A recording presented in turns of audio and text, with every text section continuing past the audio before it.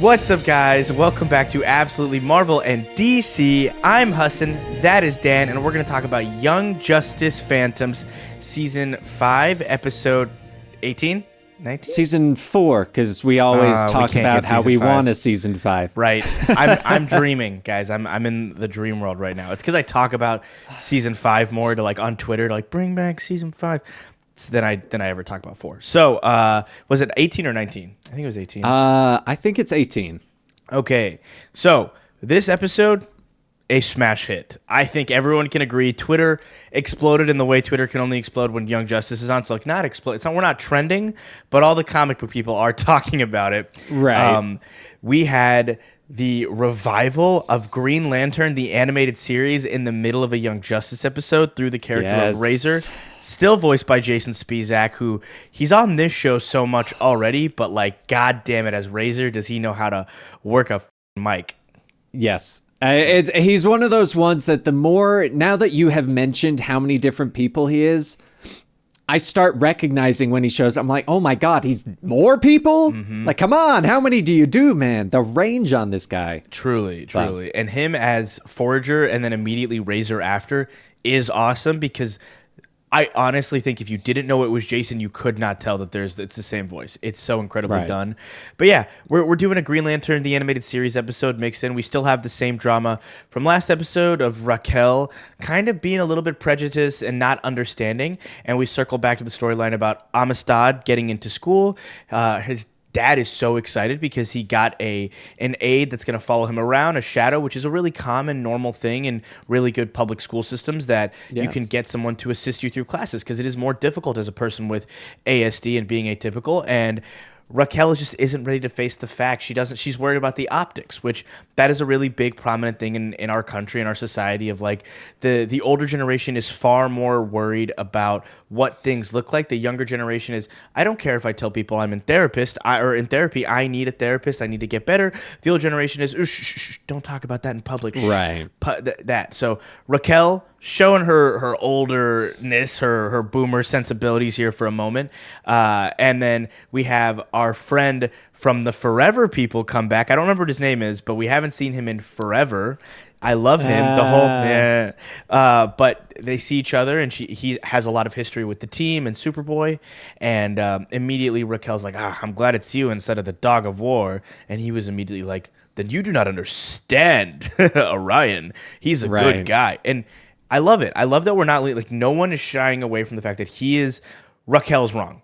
Rocket is wrong in this series or in this episode, and I appreciated that a lot. But we have the council with 2 Green Lanterns, and then we circle back to a Blue Lantern, but it's not just any Blue Lantern. It's Razor. So for those of you who don't know, Green Lantern, the animated series, was on the exact same time as Young Justice. And just like Young Justice, due to the critical failure of Ryan Reynolds, You Handsome Devil, and the Green Lantern movie, every cartoon on Cartoon Network in the DC block got nixed. Green Lantern, the animated series, was only greenlit because of that movie. So while that series had, what I understand, I only watched a little bit of it, an incredible storyline happening, it was cut short, just like Young Justice, same time. In fact, the original petition, for those of you who don't know, I literally made Twitter years ago. I was like a kid, to tweet out hashtag bring back Young Justice, tweet at Greg Weisman of why'd you cancel this, Greg, as if the writer of the show had anything to do with it. And the original petition that you would tweet out was to bring back Young Justice and Green Lantern, the animated series. It was all joint, and then they're like, well, we can probably get one back, but the CGI PlayStation 2 animated one, probably not that one. So they all got together, and this episode is written by the writers of Green Lantern, the animated series. So that's the reason that they got to do this storyline, is they literally had it. And for those of you wondering, does that mean that Green Lantern, the animated series, is in continuity with Young Justice? Greg Weisman says it's continuity adjacent. So it's a version of those events did happen in Earth 16, no matter what. Same thing as his Catwoman movie and things like that, and his Green Arrow one-shot from years and years before he ever got Young Justice. So he said, just imagine that a version of these events did happen, but we're not going to say that, hey, word for word continuity errors thing. So it's here, and we get a lot of cool stuff with him, and we're dealing with Mobius, the Mobius chair, Metron again, who's just an insufferable asshole. I think one of my favorite moments of the episode. They're like, I know exactly which moment you're gonna mention. He said, what was going on? Well, Metron, New God Metron, say nothing else. We know. both the Forever people guy and then even Orion's just like, we know that guy. Like Metron. God. Metron again. His voice is incredible. I'm like a big fan of everything that voice actor is doing. I don't even know who it is at this point. But yeah, I think I'm taking too long to give the summary. So we'll finish out the summary and we'll get Dan's thoughts and we'll go opinion for opinion. But yeah, he fights Metron, or he fights Metron so he can get back his Red Lantern ring because he's lost all hope, and because Metron was manipulating him. And in the destruction, he accidentally hurts other Forager, who's having a romance with our Forager. Forager's foraging in there. Okay, let's go. My boy's gonna get some. Love to see it. But yeah, he's got a romance. Forager, not our Forager, the other Forager, gets crushed, and then that stops Razor. He heals Forager. He puts on both rings. It is a badass. Leaves off to have his own adventure. But before he goes, as a parting gift, he builds like a dope statue in the middle of the Forager bugs and High Gods, the whatever the leaders of the new gods. The new gods. Was it High King and High Mother? Or the High Father and High Mother. High Father and High Mother. That's what I meant. Yeah, builds a statue of them and leaves. And then at the exact same time, the B plot, I think, was incredibly interesting. This episode was almost overshadowed by the cool Green Lantern stuff. We get the full reveal of both General Druzod as well as what's the kid's name? Something Zod. Lorzod and the Legion of Superheroes reveal their entire backstory, and it's a doozy. I've never once thought about this. The Phantom Zone is not a prison for all eternity like it usually is. It's just supposed to be a regular prison, but the destruction of Krypton caused it to be a permanent prison, which is insane. So, yeah, we touch on that storyline of like why the Legionnaires are there, but let's go ahead and cut to some opinions because we can talk about the weeds of this in just a second. Dan, opinions on this episode, because I know you're a Green Lantern the Animated Series fan. So Green Lantern Animated Series is definitely one of my favorites. Razor was actually an original character created solely for that show. He has never appeared in any of the other things, so I was really happy to see that he showed up. Because my first thought was, the second Kilowog showed up and started talking, I was like, I know that voice. This is like, it was like the nostalgia wave just came over me, and I was really happy about that. I really liked how during the entire meeting, the Green Lanterns are straight up like, we get it. Your Earth is missing people, but there's an entire universe out there. We get, like, they made it clear that Earth is not the main focus of the entire universe, because there is an entire universe. So I was really glad about that. I really liked, like you said, the future, I can't remember his name, but you know who I'm talking about. Which future? The future guy. Zod? What's his name? No. You said his name. He was one of the Future Foundation, but not Future Foundation. One of the Legionnaires? No, the one Rocket shows up to the meeting and goes, a friendly face. Oh, the Forever People. Forever People. So Yeah. it starts with an F. Yeah. The Forever People. I really liked the moment where Rocket acknowledges the fact that she was aware that Darkseid was Orion's father, because I did look at the comments this time and I saw a couple people being like, well, she didn't know. She did know, she overheard it. And I liked that he did correct her immediately, like you said, of just like, no, High Father and High Mother are his parents. And I really liked that because it was a nice moment of that clear, no, it's who raised you that's your parents. Biological parents, that it doesn't always mean that's who you are. And I really liked that. I loved the Lorzod stuff and the Legionnaire. I liked how they did their telling of the stories at the exact same time, so you could really see that difference of perspective. And I also really liked Bart.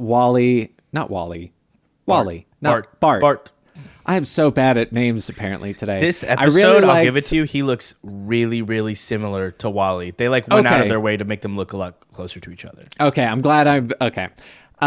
So Bart, I just love the fact that they're going through and he's like, oh, been there, done that, time traveled there, time warped that. I liked that, the good humor. The Razor, I wanted to save the Razor bit for the end.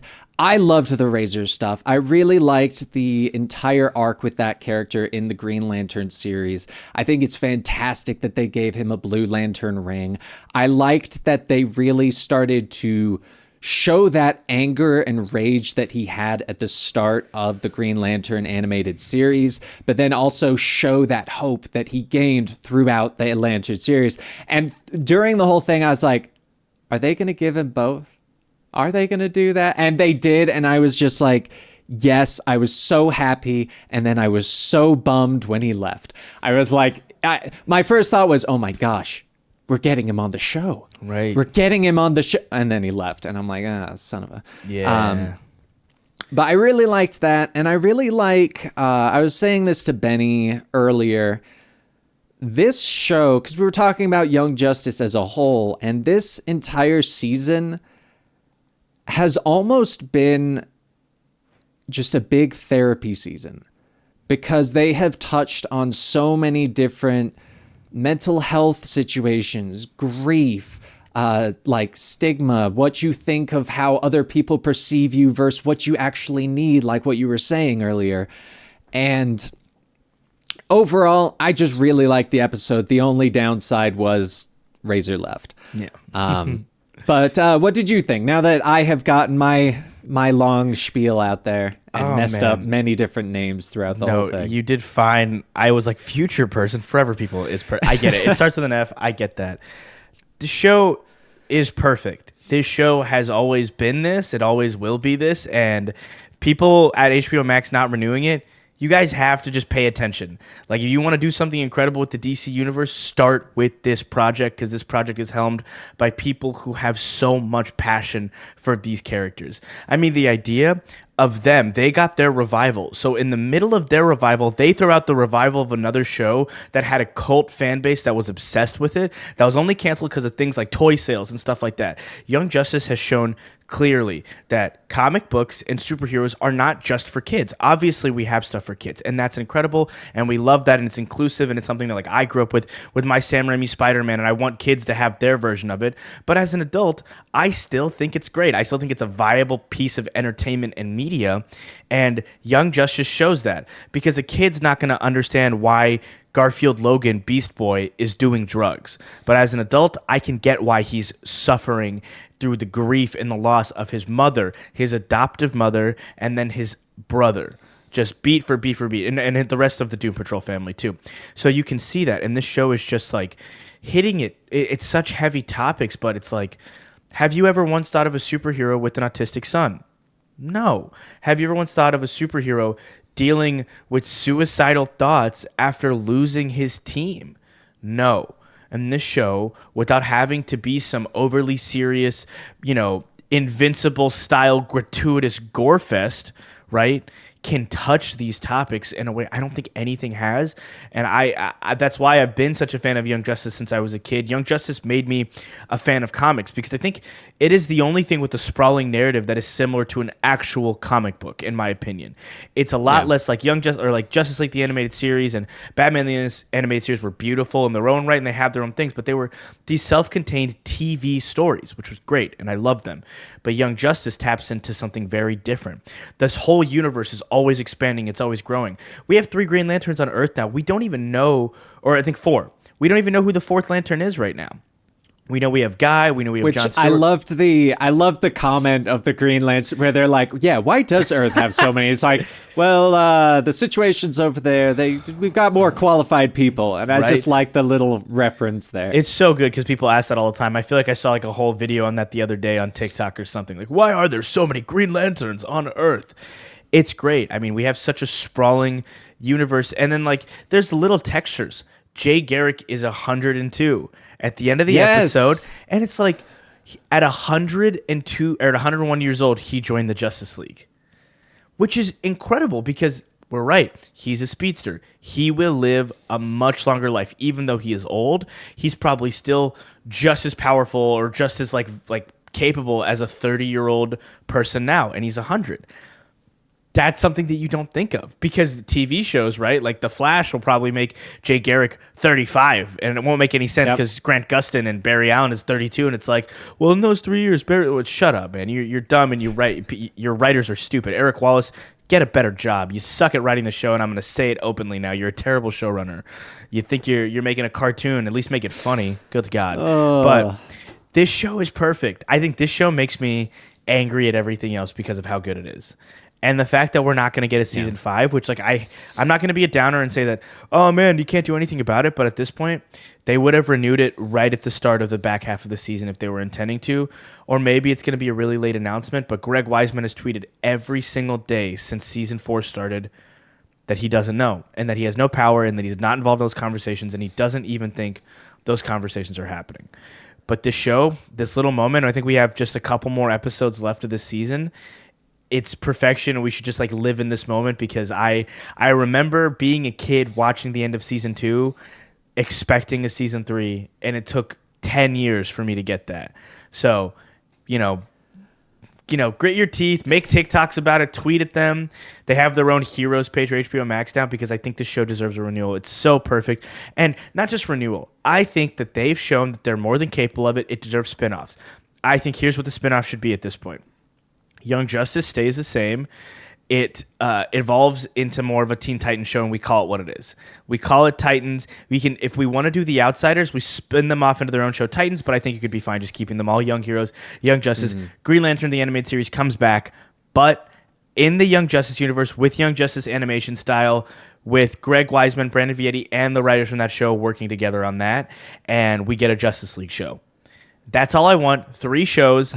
Good. We have a space show, we have a adult hero show, and we have the younger hero show. But they all occupy the same space. We can have crossover episodes like The Flash if we really want to do it, which they should all be crossover episodes because it's a big universe. You could even retitle the show DC Universe and give it like 50 episodes a season. I'll just watch that. But that's my dream. I know that's like not about what the episode was about. The episode was interesting and I love it. It was great. I love the General Zod stuff. That's awesome. It's also cool that our universe hasn't had Zod yet. Like this Drew Zod, this is his first time showing up. And they tie in Daxam, which ties in Mon-El of Daxam, which is a really great, he's a Legionnaire superhero. He was really involved in the Supergirl TV show, played by Chris Wood, who's an awesome actor who's married to Supergirl in real life. Fun fact. They had their little romance on the show, then they fell in love and they got married, and she just had her first baby. So I always say the best thing to come out of the Green Lantern movie was Ryan Reynolds and Blake Lively getting together. Yes. Like everyone's like, it's a terrible movie. If it didn't happen, that would not have happened. No, and let's be honest, that's ideal. If it didn't happen, I don't think we would have gotten Deadpool. I think like the jaded Ryan Reynolds fucking up and ruining a comic book movie is what made that perfect. And I just... I love everything that we're doing right now. We do have Discovery, who just bought Warner Brothers and all that section of... So there's a chance, right? There's a chance they look at this property and they identify that this is something that fans resonate with. I've never seen as many TikToks and videos about Young Justice as I've seen recently. It's like every other thing in my feed, and that makes me think, hey, I'm on that side of TikTok. That side of TikTok exists now, just a Young Justice-centric side of TikTok. We have channels, like if you guys want to watch another Young Justice review after you're done here, Cape Joel does amazing coverage of it over on his channel. And Joel doesn't have a huge YouTube channel, but his Young Justice videos do so well in views. He's obviously a very interesting and engaging speaker, and he's a great comic book fan, so that's why. But also, there's an audience. There's an audience clamoring for this show. And I think HBO Max, you'd be wrong not to give it to us, and then give it to us in binging format, please. I'm glad you mentioned the binging, because with the way that this season has been going, I don't think, and I'm gonna say this, I don't think it's deserving of a renewal until it's completely done. Yeah. Because the way that it is pacing, and the way that some of these arcs are a little slower or start a little slower, it's not... From a business side, it's not as reliable as it could be. And I think once the full thing is out and everyone can see the entire thing as the giant project that it is, and we get more people that do understand it's a binging show and they do binge it, I think that's going to be when we do hopefully get that renewal. Because if my best comparison is, it's kind of like the comics that do terribly in single issues, but their trades do amazing. And their trades are what allows them to keep going. And I think that this show is I think it's very much like that. I know Greg Weisman really wants it to be one episode a week, but I'm sorry, Greg. This is not that kind of show. Yeah, I think it's arcs. It doesn't have to be a full season at once. I'm actually a big believer in their current narrative structure was genius because you could release in arcs. Because I do think if you're paying attention to the news at all, Netflix had a terrible, terrible first quarter, and like their company's going down, and a lot of it is because of the binge model. The other streaming services aren't doing binge models; they're doing episodic releases. So that has kind of changed the narrative behind it. But I think binge model for 4 episodes, for 3 episodes, 2 episodes even, right? If it makes sense for the arc, makes the most sense. Finish out story arcs. It's genius. But Greg, I see where you're coming from. I respect your opinion. At the same time, you made maybe the perfect bingeable show that has so many moving parts that you'll only remember it if you watch it in sequence, or you're a diehard fan like me that has seen every episode released except for the most recent one at least 3 times. So, right. And I think the one other thing I want to mention, because he did bring the Green Lanterns into this, I hope they do continue it, and I hope they bring in Jessica Cruz, Green Lantern, because with the way that Greg likes going into those more mental health, like the more not abnormal, but the not as common side of superheroes. I'm not sure if you're aware, but Jessica Cruz in the comics has severe insane anxiety problems. And I think that kind of character would work very well in this universe. And I mean, honestly, Young Justice could evolve. Give me another Justice League. Turn the Young Justice crew. We've already got Calderon is on the Justice League now. Give us another Justice League animated series. I would be totally okay with that. Evolve the current characters we've got in Young Justice. Do another time jump like you did last time. We get Justice League back. I'll take that. I would definitely take that. So, yeah. We love this show. I want it to come back. I definitely do want it to come back. I'm excited to see where this arc goes, because my God, completely uninvested at the start. I'm looking for my boy in the blue right here. Okay, this is the arc I was looking for. I was looking for Nightwing. Yeah, but forget that. I'm here for the New Gods. I'm here for the Green Lanterns. I'm here for Rocket. I want to see her put prejudice aside at some point really badly, because I know she'll do it. I think she's more than capable character. But God, I love this show. I love this show so much. I read the comments. You guys love this show. So keep, comment here, push these videos out. It helps us, but also the more Young Justice is just in the zeitgeist, more people are talking about it.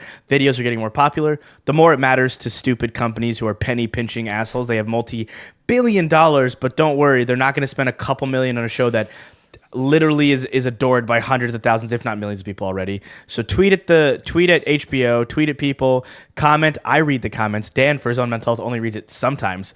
I go through them. It's true. I respect. No, he's making the right choice. I make the dumb choice, because this is my first. Look, Dan's been at this for a while. This is my first. I'm on a comic book channel. I'm excited. I want to be a comic fiend and just in there talking. But give us your thoughts on the episode. Write us your personal reviews on this arc, everything we've seen before. Let's just have a Young Justice discussion down below. We'll be back next week with the next episode of Young Justice Phantoms. I'm Hassan.